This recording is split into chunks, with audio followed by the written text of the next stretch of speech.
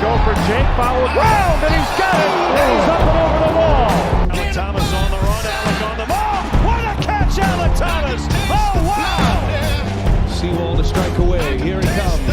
Cave, a fly ball to right field, over is Carroll. He's got it, and the Arizona Diamondbacks are headed to the World Series. So welcome to the reboot of the Here's the Snakes podcast. We're going to redub this the Snakescast. It's going to be the new name. That's what we're rolling with. Was there going to be a new page? It's not going to be a new page, unfortunately. No, you're stuck with the Snakes name. It's been a year and a half, probably about 2 years since the last episode. I did an episode solo early in 2024 before the season started. Got out of it, got busy. As you know, life happens, but now we are back. And first special guest is you, sir, Mr. Nathan, Mr. Arizona Sports. Welcome. MrAZSports. What's up, man? How are you? Yeah, I'm doing fantastic now that you're here. For people that don't know, obviously, MrAZSports, he does very multifaceted sports content throughout the Valley, whether it be the Sun Devils, the Suns, the Cardinals, and our lovely Diamondbacks. Unfortunately, Coyotes no more. Rest in peace, Coyotes. Rest in peace. Yep. And as a lot of unique content, learn more about your favorite players, coaches, GMs, anybody, places they like to eat, things they like to do, how they kind of relate to us as people. Anything like to add on top of that?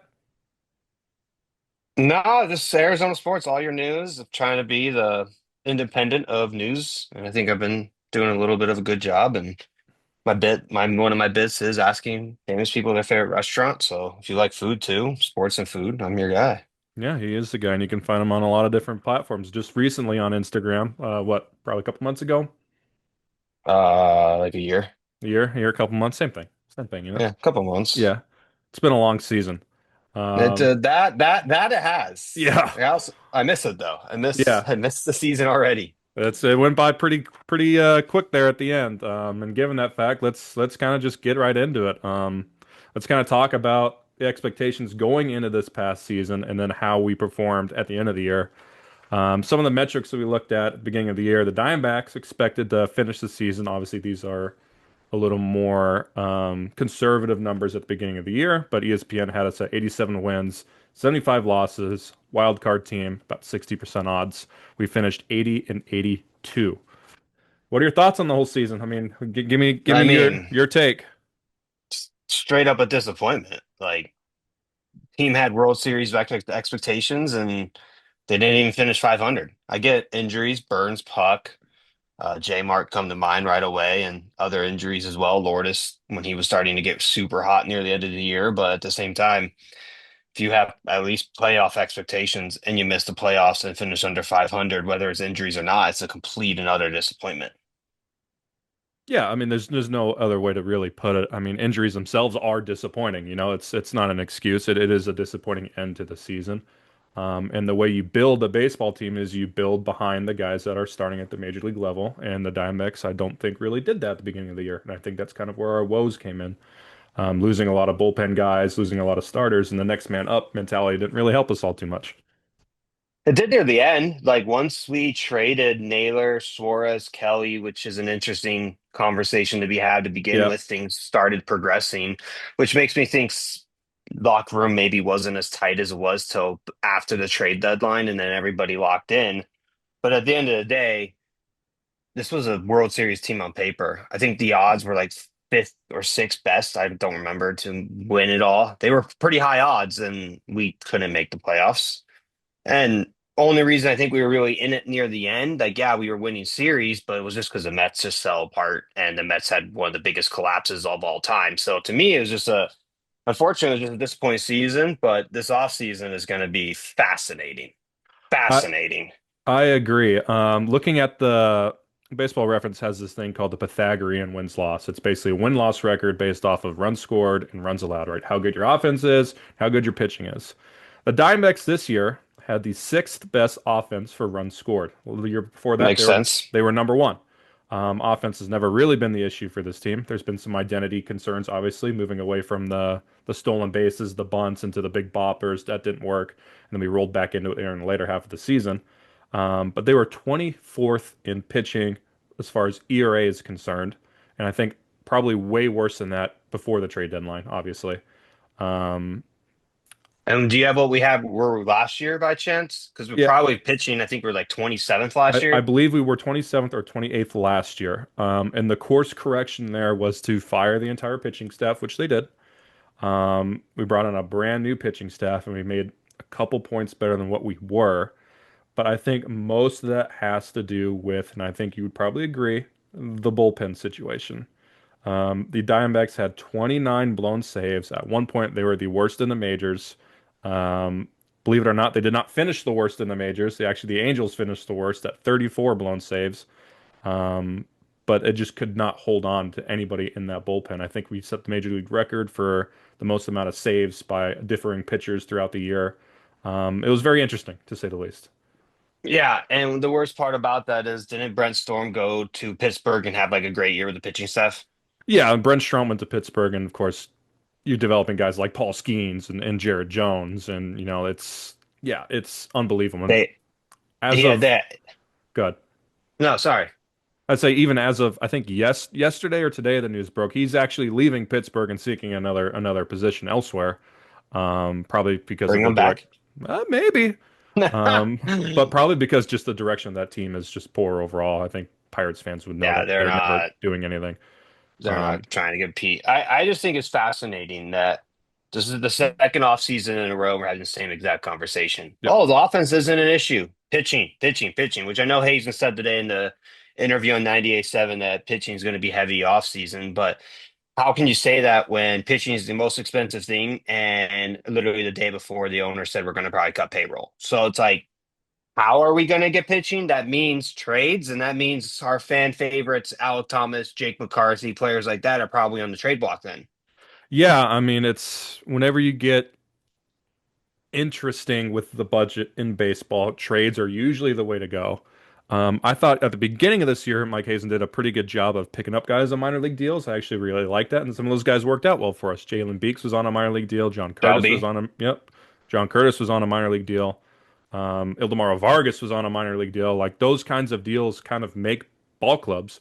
Just the way Mike Hazen built the team at the beginning of the year, I think all of us thought was pretty decent. Obviously, we didn't foresee the injuries that would happen, how far we would have to dig to pull pitching out of the minor leagues. But the fact that he was able to go get guys that could make an impact on minor league deals and major league minimum deals is very, very money smart. But I think this time around, the trade is probably the way to go for most of our acquisitions this offseason because they are going to cut payroll. We're How, also good. who are you going to trade though? Like Alec probably has the most value out of everybody. With Blaze's development, it makes sense because Blaze can play center, Blaze can play left. That to trade Alec, Jake, you might be able to get a bag of peanuts for him.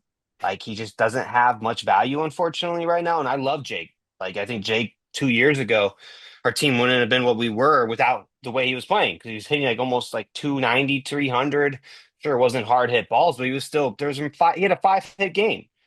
Now we didn't get that last season, but the question just to me is we don't have the deepest farm system as well. So it's just I don't know how you're going to address this bullpen. I just don't see an advisable option on how to address it. Yeah, I think what they need to do is solidify at least one or two major arms for that bullpen with roles, and then they can build the rest out. I think that was really lacking this year. We didn't really have Yep. role guys. And I think, yeah, you're right. I mean, you're looking at a very, very crowded outfield right now. With Jake and Alec kind of being the two we don't really know much about. We don't really have the starting center fielder. I mean, how many people played center field for this year? We had Tim Tawa, Blaze Alexander playing center field. Carroll can play center. Jake, Alec, Barossa was out there for a bit. It's an interesting possibility, and I do think that I don't think both, but I think either Jake or Alec is one of the people that will be gone as part of a deal to bring somebody here. I 100% believe I that. I 100% agree. Yeah. I don't see a real option otherwise. Isn't Ryan Hesley a free agent though? So maybe they do spend and pick him up, but he wasn't even great in New York to begin with either. Yeah, Ryan Helsley's an interesting situation. Really great in St. Louis, obviously. Did fantastic this past few seasons. Kind of went over to the Mets and kind of tanked a bit, which you never know. It could be pitching philosophy things in New York that didn't align with what he was doing. Pitching is a very interesting thing, regardless. But what I think that they do is I think you're going to see a kind of a lot of 1 or 2 year deal guys that have been in that position before. I know people aren't going to like to hear that, but I think you're going to see a lot of 1 year deal guys again, as far as a payroll is concerned. And a couple of those guys, I think obviously Jalen Beeks, John Curtis are guys that will be back. I think they kind of cemented themselves with this ball club of being those middle relief guys that we need. Um, and then you're looking at guys that have been in a closer role before. You got Jose Leclerc, who was one of the Texas's closers during their World Series run, who is an Athletic now. He's a free agent. Jordan Romano was the closer of the Blue Jays for like 5 or 6 years. Went over to Philly for a year. And then you have Homeboy, who was with us for a little bit, Luke Weaver, who's I was also just a free looking him agent. up. Yeah, He had a 3.62 this season, career 4.74 free agent. I could see them bringing back Luke yeah, and the career ERA is not really indicative of what he's done lately. I mean, his for his sure. 2022 with us or 2021, he was a starter. That everybody knows those teams were not good in the slightest, 110 loss team. But Luke Weaver has really turned it around as a reliever. He's one of the best in the business, 100 mile per hour guy. Seems to have pretty decent arm health. I haven't really had much issues there. So, What would um, you do? What would you do about starting pitching? So Gambo said earlier today that Kelly or Gallen will probably be at back one of them. yeah. I lean towards Kelly. I know he's older. Mhm. I'm not really wanting to throw the money that Gallen probably wants, even though he is younger. But fascinating conversation there is, do you throw Gallen a 4 year 80 million or throw Kelly 2 year 40 million? But once again, do we even have the money for that? That's my concern. Is just like we're talking about slashing payroll. How much are we talking about? Because that changes everything. Yeah, it changes a lot. I think obviously they're trying to avoid the competitive balance tax, whatever. Like once you get above a certain threshold, you have to pay more money out in taxes. So that's We've obviously what never they're been trying. above that Yeah, and ever. I think they don't want to add to get to that point. So what I think they mean by slashing payroll, obviously you have guys like Madison Bumgarner that are still getting paid by us. You have, you know, a large deals that are still in play. Eduardo Rodriguez's $20 million deal is still there. Luckily they got rid of Montgomery's deal, but there's a lot of money on the books and not a lot to play with, and we don't have guys that we can trade that we can salary dump anymore. They salary dumped all the big players. Suarez, Naylor in his last year of arbitration, Jordan Montgomery. They already salary dumped those guys, and all the guys that we have now are these guys you can't really trade. I mean, Eduardo Rodriguez, you're not going to be able to trade him, and there's no Nope. way. You just kind of have to bank on him and hope that he can be that guy we kind of saw in the last quarter of the season this year. Um, but yeah, I think you're right. It's one or the other. I have Merrill Kelly coming in. I think his AAV right now is a 1 year deal, which makes sense given his age. $15.8 million dollars is what his market value is currently. Give it. Don't Yeah. even just don't even ask questions. Just give it to him and move on. And I think Kelly's a good fit for this team. I think his veteran leadership would be good. No. I know Kelly loves Arizona. They recently just bought a house. I believe his wife just recently had a kid as well, if I remember correctly. It could be wrong on that, but bring Kelly back. Like I love Gallen, think he's a great guy, but if he's not going to take the qualifying offer, which we're going to offer to him, I just say you just let him move on because you can't bank on giving him 80 million or even 60 million and the first half of the season is what you get for next 3 years. We would be done. We would have no money. We would have absolutely nothing. You just can't do that. Yeah, Kelly's been a proven guy over the years. The only thing that's bothered him lately, he's had the cramping issues and stuff like Which was that. picked by But Pickle Juice. yeah, it was fixed by pickle juice. Now you know if you got cramps, Now you pickle know juice he is the way to cramped. go. Pickle Uh, Juice. yeah, I think Kelly's a great guy to bring back. I 100% agree. Need the veteran leadership out there. A lot of young guys in the rotation, minus Rodriguez, and then Burns will be back later half of the season. But yeah, you definitely need Kelly in the rotation. Zach Gallen, I have at 4 years, $75 million, so the 80 million makes sense. Um, Qualifying offer, it's going to be offered to him. Obviously, it's kind of something they have to do.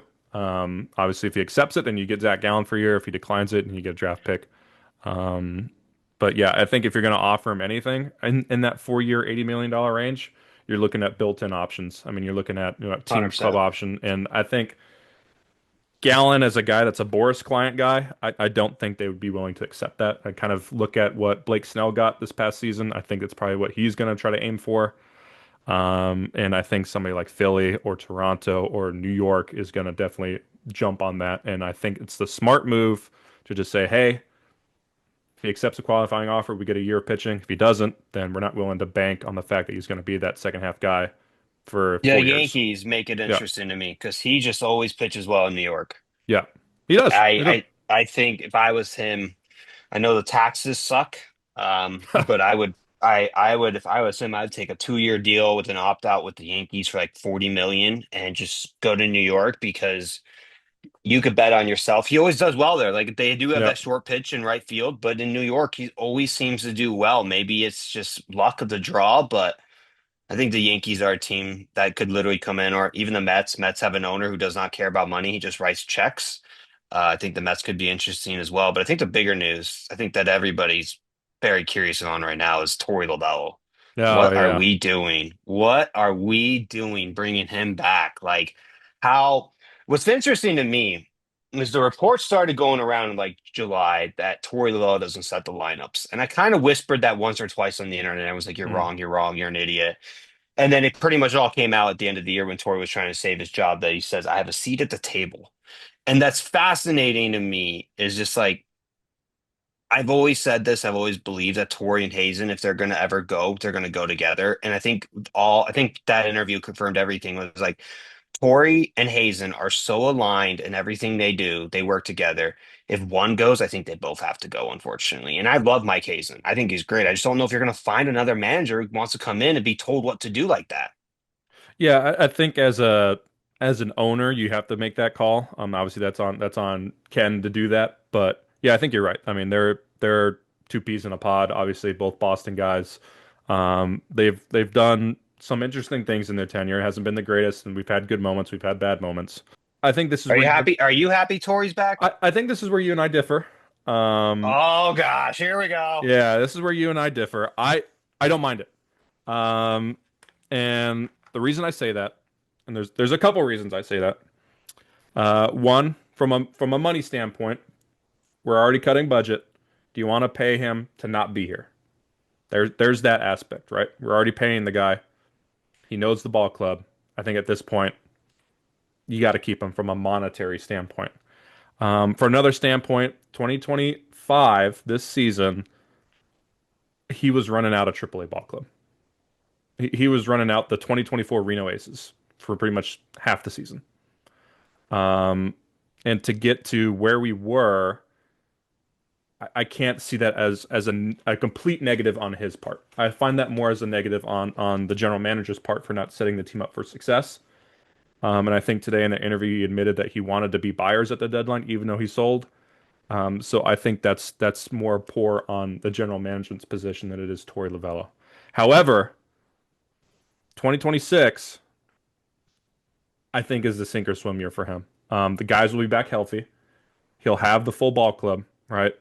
If they do not make the Kind of. postseason, if they do not make the postseason next year, yeah, I think that's the conversation that will be had. But at the end of the Burns day, isn't coming back till July. correct. J Mart, who knows? Puck, who knows? So it's like my I that's the you said one thing that I agree with is if we're gonna cut payroll, save the 5 million. Don't fire Tory to pay him to sit at home because he didn't make 5 million. Spend that 5 million in the bullpen. Like I agree with that 100%. If that's gonna be the direction we're gonna go, I'm all about just keeping Tory one more year because an extra 5 million goes. That's an extra pitcher, like or two or three, and we need a whole new bullpen. But I think the clubhouse needs a new voice. I think he's kind of ran his course. People know who he definitely like the fan base too. Like sometimes I know you don't make those decisions for fans, but like the fan base is tired of Tory. Yeah, I think it's I always find it interesting because posting the final score graphics and stuff like that and seeing what people are saying about things. Obviously, it's very split. People are always it's they don't like the guy or they do like a guy. There's no in the middle. There's a lot of strong opinions about him, no matter what side you're on. I find it interesting, but like I said, I think from a monetary standpoint, and just how this past season went with all the injuries, I couldn't justify it. Given his track record the past few seasons, the record's gotten better over time, right? You look at since 2020, they were 25 and 35. Then he went 110 game losses, right? They were in a rebuild. They won 20 more games the next year, 15 more games the next year, made the World Series, which I think was probably a year early It in the was. rebuild, and then won five more games or six more games the next year, and then missed the playoffs. They found out the obviously pitching was awful. They decided to do something about it, and they fired the entire pitching staff. And then you got this year, and I think if people were healthy and we didn't make the postseason, I think it'd be a different conversation. But I think with how things went, I don't think you can put the whole thing on him. Just I don't know. I think even after the collapse last year, I was thinking a change would be neat, as would have been okay, because the collapse last year at the end of the year, Torrey is a lot like Cliff Kingsbury. They start out hot, and for some odd reason, they have these collapses. Cliff has them. Torrey has them. He's had two, I think, off the top of my head. This year was the opposite. This year, they won like 13 out of 15 of the last series or something, I think it was. So it's like this year was complete opposite. But I'm not, I think Torrey's a great guy. I think he can coach. I just think, now I understand this is the side that gets me frustrated, is we don't I think Torrey's the right guy for the Diamondbacks. He wouldn't be the right guy anywhere else because the D-backs aren't wanting to spend the money. Torrey gets a lot out of young guys, and I think that's the direction this team's going to have to go to continue to improve. And I think you saw at the end of the year when they went young guys, went to this chaos on the bases, we started winning again. yeah, So it's like once we went back to our identity that even got us to the World Series, we started playing well, which even brings up another conversation. Why did we trade for Suarez and Naylor? Those guys don't fit the mold of the Diamondbacks. Once we yeah, traded them, we started playing good again. It was weird. yeah. I definitely think there was an identity issue there for sure. And I think obviously I think the end of this year was a blessing. Because I think the Diamondbacks know finally what they're looking for next year, and what kind of team they're running out there. I think they tried to go with the big boppers, and it just didn't mesh. Um, so regardless of how you put it, we missed the postseason, but I think that sets us up for next year pretty well, in my opinion. We'll see. We'll Yeah, see. I'm concerned. I don't think we make the playoffs next year. I think next year people are gonna. I think the window's still 2027. I think this year, unfortunately, coming up is if we make the playoffs, I'll be shocked. I will. I don't think we do. I think we're probably going to finish a little bit under 500. Probably have enough talent to get 75 wins, but I don't think we have enough talent to make the playoffs unless you spend a lot of money because you still got to know we have like six or seven Tommy John still. yeah, Like our depth is tested, is starting pitching yeah. wise. So unless you make a lot of trades, which maybe they trade Cattell. Uh, Here's my opinion on Ketel Marte. I'm running away. Yeah, yeah, you better run away. You just made a lot of people angry. I know I did. Um, I'm not saying they should. I'm just saying maybe they do. my take on Ketel Marte is if you want 150 to 160 games out of the guy, don't play him at second base. Put him as the full-time DH. He's hell of a hitter, and I value his hitting way more than I value his defense, even though he's a decent second baseman. Put him as the full-time DH. You free up a roster spot, no more platoon stuff, and you can give some of the younger guys a shot in the infield. You got Tim Tawa. You could re-sign Vargas. Blaze Alexander can play all over. Tommy Troy is going to come up soon. You have this capability of building a really strong defensive infield while still keeping the pop in the lineup by shifting Cattell over and having him play 150 games a year. Here's the issue though. You put Cattell at DH, then ADC is never going to play. So is that your trade bait? Could be. Yeah, It could be. That could be your trade bait because ADC has shown a lot of pop that maybe a team calls and says they want him, similar to Slate Sonori when we traded him for Naylor. I love that guy. I told everybody, I'm like, I'm not a big fan of trading him, and he had a decent year with Cleveland yeah, actually. he He actually did. really had a good year, and like we could have used him this year, which was frustrating. Yeah, But I think Cattell should be DH no matter what we do. yeah, And I think that could also open up a role for Lawler at second. I think Lawler might be a little bit of a better second than third base. Third base just seems challenging for him. And I think Blaze has already shown he's elite at third base. But then you go back to the conversation, back to okay, so then you would need to keep Alec. So you would have to probably trade Jake, and Jake doesn't have the value. I don't know. This is what my brain goes through when someone says that, because then it's like, okay, because ADC only plays DH. They don't like him really at catcher because he doesn't really arm, and Gabby's got a great arm. So then maybe you try him at first. Maybe, because we do need a first baseman, because Locklear hasn't shown he can be that guy yet. He's still young. He's like 26, 27, but Locklear, I'm not sure you can count on him next year to be first baseman. So is that Talo's job, ADC? I don't know. That's where my brain goes. Yeah, it's going to be interesting. Like I said, I think Cattell DH is the most viable option because it frees up space in the infield. And yeah, I think you sell high on guys like Adrian Del Castillo, and the guy's got pop. People need catching. I think that's a good trade bait for sure. Um, you also forget Pavin Smith's going to come back as well. I Um, think he's a free agent, no, he'll be back. Yeah, don't worry, you're not getting rid of Pavin just yet. He'll be back. but I'm pretty sure he technically is a free agent. I'm fact checking us right now, but I believe Yeah, you get his that. I think contract he's in is out. arbitration. I think he's in arbitration still. I think he's got 1 or 2 more years left. He I'm was caught up. trying to. I think he was caught up during that shortened season in 2020. Um, with that in mind, though, yeah, first base is interesting. You're gonna get. I think platoon's probably the way to go for first base. There's a couple interesting names out there. Ryan O'Hearn is a lefty who plays for the Padres, who's having a great season with them. He's a 1 year deal kind of guy that can play first base, stellar defense. And then you're looking at an old friend, Paul Goldschmidt could also come back and be that veteran leader like we had in 23 with Evan Longoria. And he could play a couple games at first, maybe DH against some You would have to left-handed pitching. platoon him, though. You would have to Yeah, platoon him, you would. which is Um, fine. Which is but fine. yeah, if you have Cattell DHing for most of the part and you free up a roster spot, then hey, there you go. Maybe Paul Goldschmidt can slide in there, take some ABs, and lead these guys to the promised land. You never know.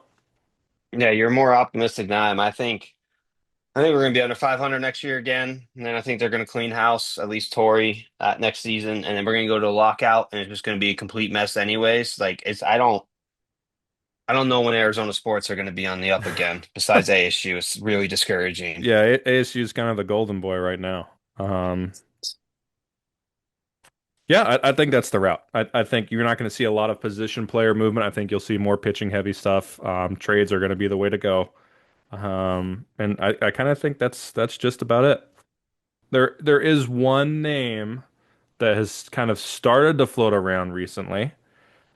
Pay will be interesting because the guy is supposed to get a big deal. Um, Oh, there's no way. but he's an Arizona guy, There's no way. homegrown, first base and left field, which we need both right now. You're looking at 6 year, $182 million, 30-year-old Cody Bellinger, who has a I'm player. good. Y'all, not a fan. I'm good. Not a fan. Interesting.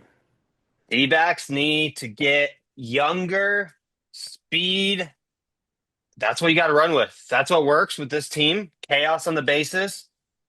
I don't know who's going to play first, but I want Tory coaches well young guys. Yeah, I agree. Tory doesn't. We're all in on Tory for one more year. Give him a young team. Give him a team where these guys can call him his dad, be a father figure like they talk about. Give him what he wants. Give him what he's good with. Don't give him these old guys like Naylor did. I love Naylor. I wish we could bring him back. I don't think he's a fit for this team just the way he is personality wise, I because I agree. don't I think agree. Torrey gets through with him. So I'm all about who's a 24-year-old fast first baseman you can throw it first. Just give him it because Tyler Locklear. uh, He steals bags. I think the guy needs time. he does. I think And the it guy might be needs two time. years. We'll see. I guess that's what spring training's for, is right? Now, my sleeper to make the roster, everyone's calling me crazy. Okay, I'm ready. I gotta look up his name. I'm gonna say the wrong person's name because I'm dyslexic. Okay, If I don't look it up. But fair enough. um I know a lot of minor league guys, so don't Ryan butcher it. Waldschmidt. Ryan Waldschmidt. All right. I think there's that guy just rakes. Yep. And I think there's an opportunity Now, will they? Would they? I think they probably wouldn't, but I think there's an opportunity that what the Cubs did with Chris Bryant happens with Ryan Waldschmidt is he rakes in AAA. I mean, spring training this year, rakes, and then the D-backs are like, no, we can't bring him up till like April 20th or May 1st due to service time issues, but they bring him up in May. I think that guy might be more ready than people think so. He just rakes everywhere he goes. Yeah, Waldy's he's a hell of a ball player. He's this is his first full year in pro ball. He was in the draft last season and then made the jump from Hillsborough to Amarillo, and nothing stopped. There was no detransition, there was no regression. It was straight balls to the walls, hitting home runs, driving people in, and playing some stellar defense there in left field. Yeah, he's an interesting one. There's a fine line you have to walk with young players. Um, you don't want to hurt guys' development by bringing them up right away, but if you need the help and you think the guy can do it, then you got to invest. You don't Um, think he's ready? on a personal note, I would say no. I That's just what my gut tells me. I like to put Pavin Smith into perspective when we're talking about guys like this. Pavin Smith was kind of a double A guy coming up through 2019. 2020 happens, and the season is canceled on a minor league level. The Diamondbacks need some bats. Pavin Smith's the guy. He gets the call, and it's kind of hurt his development over the past few years as he kind of got acclimated to major league pitching again. Kind of found it a little earlier this year, but yeah, you don't want to burn guys out. Um, Waldy's great, great ball player. He's very young though still. But then again, you never know. He's definitely going to get a non-roster invite like he did this past year to spring training. And yeah, if he balls out, then yeah, maybe you make that decision. Maybe say, hey, Gurriel's been out for a bit. Let's try Waldy. Let's get a little funky with the budget. Put Waldy there. We're not picking up any guys and see what happens. Yeah, it's a possibility. I don't think it's plausible, but So but hear it's me out. Hear possible. me out. Hear me out. Walshman in left field, Okay, I'm listening. Blaze in center, Okay, Corbin in right, okay, Lawler at third, sure. Perdomo at short, Okay, Tommy Troy at second, interesting. Pavin, Locklear first, whatever, Okay. catcher Gabby, ADC, DH Cattell. Spend every dollar on bullpen. Why could that team not win? I think they could actually. Yeah, I like the idea. I really do. Oh my gosh, I internet. You're still here. I'm back. Sorry. You're good. I like the idea. Second base is an interesting one, like I said with Cattell. I think DH is the way to go for him, like we talked about. I think that's where 100%. you're going to get the most games out of him. Obviously, he's had the hamstring issues in the past, the hip issues, just literally anything to do with his lower half. He has issues with. So yeah, keep him off his feet, make him DH. Um, Yeah, Waldschmidt's an interesting one. You're banking on Waldschmidt and Troy in this situation. You got two young guys that I think can absolutely ball out. I've had the pleasure of covering in the minor leagues this year. Um, yeah, it's a possibility. I think second base though, most likely you might see a veteran in that spot. I think Vargas is a good option to bring back. I think he's proved that he's still got it. Great contact guy, great 7, 8 hole hitter. Um, I think that would be a cheap option to bring back. Um, But we don't need, like, that's the thing. Like, if we're cutting payroll, we can survive, I think. Like, you could also put Blaze a second. You could Blaze a third. I think Lawler, I know a lot of fans don't believe in Lawler, but I think he's going to be a stud still. I still I heavily agree. believe in Lawler. Like, I agree. one of the most frustrating parts of this season, which I understand why they did it, was because we started being in the hunt, but they bring up Lawler to play him and then they don't flip and play him. Yeah. It was one of the most frustrating things all season. It's like, why would you bring him up then? So I think I'm all about next season, just going young, see what Torrey can do, spend any money you have on pitching. If our offense drops from 6th to 10th, we can still be good if our pitching increases from By 24th to half. Yeah. 17. Yeah, like if it increases 24th to 10 or 24th to 15, we can still be an elite flipping team. We can still make the playoffs. I know Tommy Troy is not a guarantee. I know these guys aren't guaranteed, but I don't know. Blaze came out of nowhere, and Blaze might be another superstar. So if Blaze, Perdomo, Corbin, and our superstars, Perdomo's like the best player, best shortstop in baseball now. Yeah. By a little very Why? large margin. Like, did did anyone see that coming? I didn't. I thought he was good, but I didn't think he was going to be right behind Shohei Ohtani and wins above replacement. Like what? Yeah, to put this in perspective, Perdomo stats this year: 7 WAR flat, right? WAR being wins above replacement. That is More than MVP Corbin Carroll. That is MVP caliber numbers. Corbin Carroll 5.8 WAR, so 1.2 over Corbin Carroll. Batted 290, 20 home runs, 100 RBI, and 27 stolen bases. That is the best That's shortstop season in Diamondbacks history from a guy that was struggling hard in 2022. that's crazy, isn't it? It's insane. And I think that's more of a credit. I know we'd like to tear down the coaching staff from time to time, and I don't think the hitting staff gets enough love, but that's credit to their development to turn around a guy like Perdomo that was struggling very early on to be probably top 3 in MVP voting this year. And I just want to make it clear, there's one thing I don't criticize as the Diamondbacks is the hitting coach. Yeah. Like the batting, like that's the one thing on this team. That and Bannister. Bannister just seems like a great guy. But those are the two things on this team that always are seem to be consistent. It's like, yeah, the offense goes dead sometimes, but the last like 3 or 4 years, we've been top 10 in everything in Bazines. So it's And like that's it's not baseball. an offensive issue. I know it is Yeah. baseball. Um, but like Perdomo, that's what I get so concerned about is we had this resurgence of Corb. We had not resurgence. We had this development of Perdomo, development of Blaze. Corbin's still elite. Okay, we have a core right there. Moreno, you can put in that core too, as long as you can stay healthy. You got a really good core there. You could even Yeah. maybe throw Alec in there if he develops. He's still young. He is Hmm. still very young. I think he's 25, if I remember correctly. Has even had like that many at bats throughout his career. His career high 250. Yeah, a lot of singles, but you just need him to hit singles and play good defense. The core is there. It's just you got to fix the pitching, and I don't Yeah. know if you can fix it. I literally do not know because at the end of the day, still my boy fought like he struggled. Yeah, he one of the highlights I have in my notes for players to watch was Brandon Pfaadt. Extended him earlier this year, and he deserved it. I mean, he's pitched well. 100%. He's been a workhorse for us. But yeah, just burned by the long ball all year again. Just giving up tons of home runs. And if there's a guy that you need to develop on this team, it is that guy because he will be with us for a long time, and he is a great pitcher when he is on. And I think Brandon Pfaadt next year will be the difference maker for that rotation.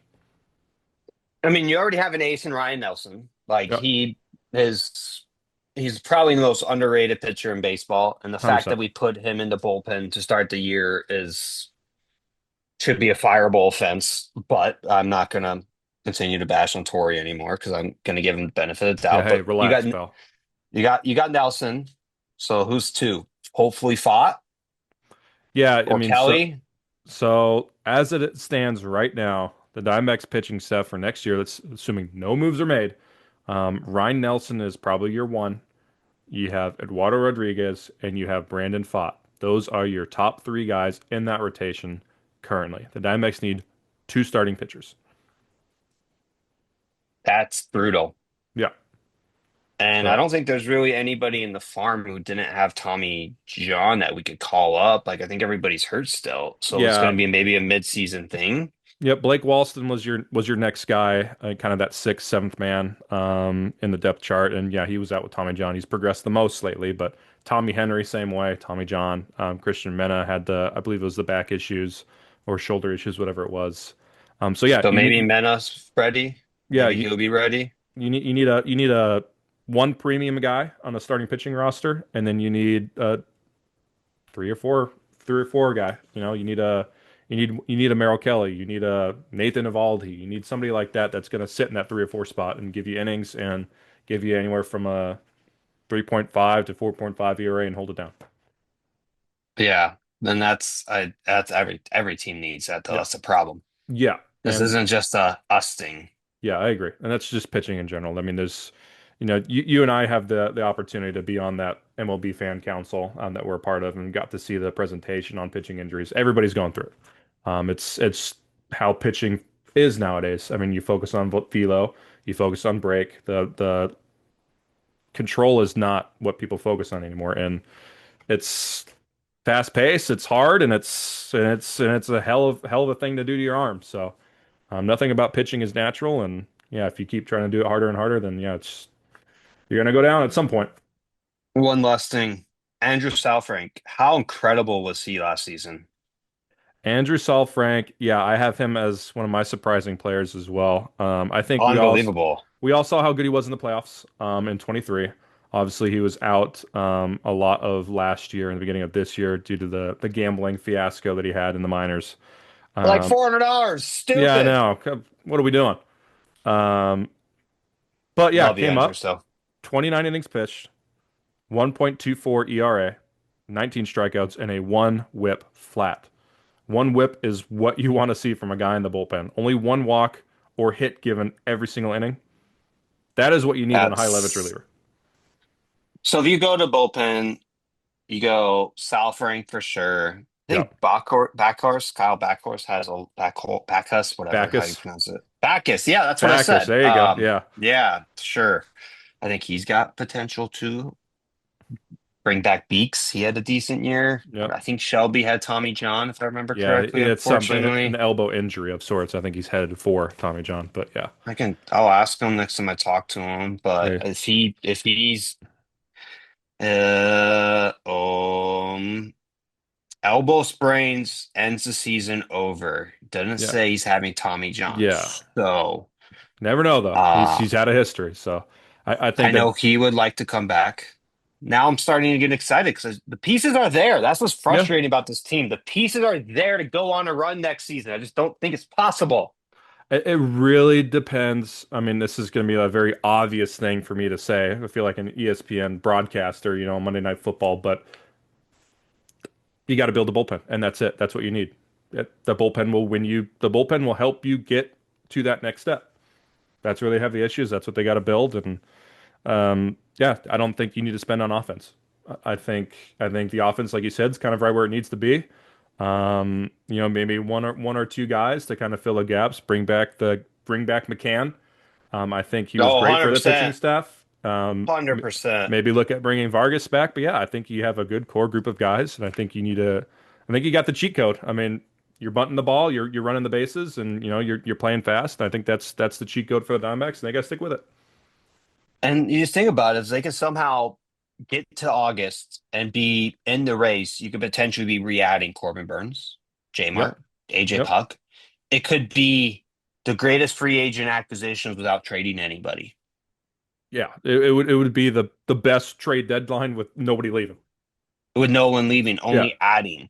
yeah, So it's an interesting conversation to be had. I know we're like 6 months away from baseball, our Diamondbacks returning, which is frustrating because I don't know what I'm supposed to do on Twitter for the next 6 months. Like, do I just talk about yeah. hot I think takes? Like, we'll I'm do already this. kind of bored. This is what we're doing. Um, but I know everyone always gets mad that I'm so bipolar on my takes, and it's because I don't know. There's so much potential with this team. And three of the right moves could make this team a playoff team next year, but three of the wrong moves can make us win 50 games. Yeah, Maybe yeah. 50 is extreme, but I think, my take on kind of how the landscape will shape up next year. Um, Given how the NL West looked this season, relatively speaking, we were at 80 wins. Everybody else was within 10 games of us. The division lead I was know. within 10 games of us. Um, we stack up with those guys, and if we add the right pieces, I would expect the Diamondbacks to push into the divisional picture late. If they can add Corbin Burns, and you can add AJ Puck at the very back end of the year. If you could stay 500 to that point, yeah, I would expect them to push into the divisional picture late. That is my expectation. I know you have different expectations, but that is my expectation going into next year is that they are right in the mix with San Diego and LA for that division title. So if the D-backs don't make the playoffs next season, do you think Torrey should return? Or do you think you need to see the whole season? Do you think it's playoff or bust to keep this guy? Next season, yes, I would agree. Yep, Okay. I would say next season is the season for his seat to get pretty hot.